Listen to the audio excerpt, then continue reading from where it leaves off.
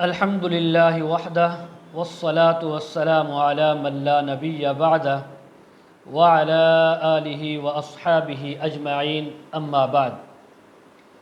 آج آپ کے سامنے ایک نئے مضمون کے ساتھ، نئے عنوان کے ساتھ حاضر ہیں، جس میں ہم آپ کے سامنے علم کی فضیلت اور جانتے ہوئے علم کو چھپانا اور اس کو لوگوں تک نہ پہنچانا، اس کی وعید بیان کی جائے گی۔ ویڈیو شروع کرنے سے پہلے آپ حضرات سے ایک گزارش ہے، جنہوں نے ہمارے چینل کو سبسکرائب نہیں کیا، چینل سبسکرائب کر لیں اور بیل آئیکن کے بٹن کو دبا لیں تاکہ ہماری ہر آنے والی قیمتی ویڈیو آپ تک سب سے پہلے پہنچ سکے۔ ایک حدیث آپ کے سامنے بیان کرنی ہے۔ سب سے پہلے تو علم کی فضیلت کے بارے میں ایک حدیث بیان کر دوں۔ جناب رسول اللہ صلی اللہ علیہ وسلم نے فرمایا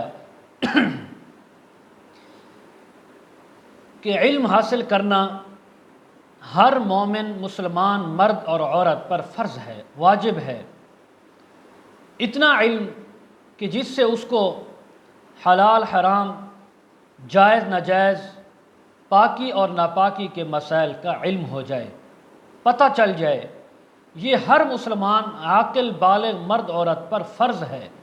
اگر کوئی نہیں سیکھتا تو وہ گناہگار ہے، فاسق اور فاجر ہے۔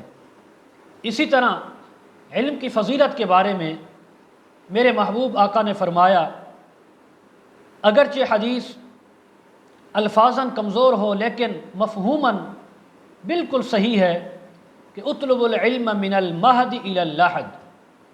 سرکار دو عالم نے فرمایا کہ ماں کی گود سے لے کر قبر کے گڑھے تک تم علم حاصل کرو، یعنی پیدائش سے لے کر موت تک علم حاصل کرو۔ علم حاصل کرنے کی نہ کوئی عمر ہے، نہ اس کا کوئی وقت مقرر ہے۔ جب چاہو، جہاں چاہو، جس سے چاہو آپ دین کا علم حاصل کر سکتے ہو، بشرطے کہ وہ آپ تک حقیقی اور سچا علم پہنچائے۔ اب علم کو جو جانتا ہے، پہچانتا ہے، سمجھتا ہے، اگر وہ علم کو چھپاتا ہے، لوگوں تک نہیں پہنچاتا، لوگوں کے پوچھنے پر بھی نہیں بتاتا، اس کے بارے میں جناب رسول اللہ نے جو وعید بیان فرمائی، فرمایا من سئل عن علم علمہ ثم کتمہ الجم یوم القیامہ بلجام من النار۔ اتنی سخت وعید ہے کہ جناب رسول اللہ صلی اللہ علیہ وسلم سے پوچھا گیا، یا رسول اللہ ایسے علم کے بارے میں جس کو وہ جانتا تھا پھر اس نے اس کو چھپایا، تو فرمایا آپ نے پوچھا گیا اس کا کیا حال ہوگا؟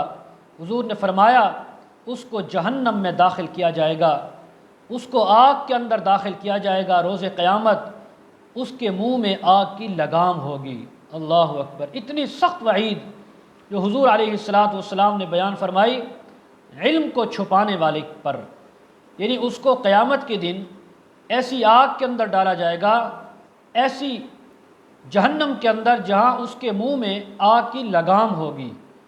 اس لیے میرے محترم دوستو، جب کسی عالم سے، یا کوئی عالم نہیں ہے لیکن وہ اس مسئلے کو جانتا ہے صحیح طور پر، اس کو اس مسئلے پر عبور ہے، اسے 100% تسلی ہے کہ یہ مسئلہ ایسے ہی ہوگا، اگر وہ پھر بھی اس کو چھپاتا ہے تو فرمایا یہ کتمان علم جو ہے یہ بہت ہی بڑا گناہ ہے، اور یہ چھپانے والا سخت عذاب کا مستحق ہوگا۔ اور خصوصاً علماء کے لیے کہ جو علماء حق کو جانتے ہوئے، پہچانتے ہوئے حق بات کو چھپائیں، بیان نہ کریں، لوگوں کے پوچھنے پر بھی، فرمایا وہ کتمان علم کر رہے ہیں۔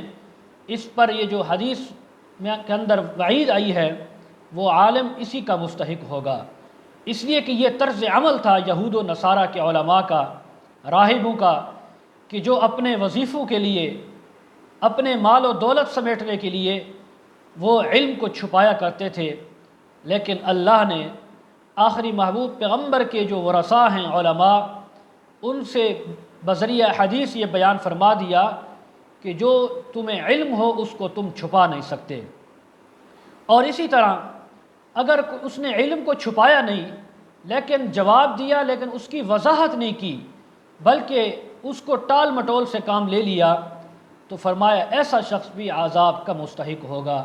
اس لیے اللہ تعالیٰ سے دعا ہے کہ اللہ رب العزت ہمیں علم حاصل کرنے کی توفیق عطا فرمائیں، علم حاصل کرنے کے بعد اس پر عمل کرنے کی اور اس کو پوری دنیا میں عام کرنے کی توفیق اور سعادت نصیب فرمائیں۔